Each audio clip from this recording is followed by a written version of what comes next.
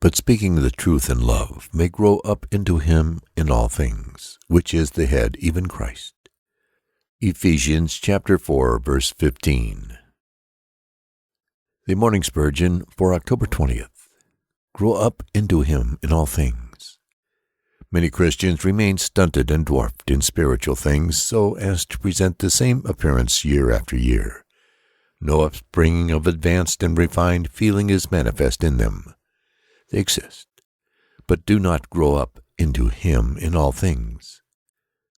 But should we rest content with being in the green blade, when we might advance to the ear, and eventually ripen into the full corn in the ear?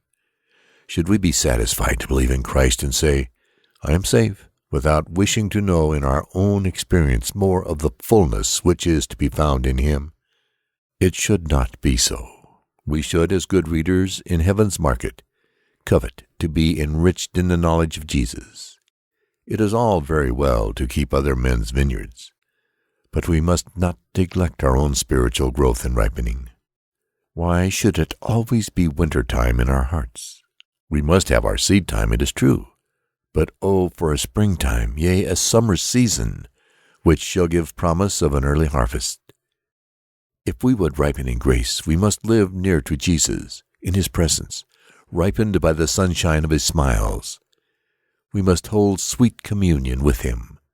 We must leave the distant view of his face and come near, as John did, and pillow our heads on his breast. Then shall we find ourselves advancing in holiness, in love, in faith, in hope, yea, in every precious gift.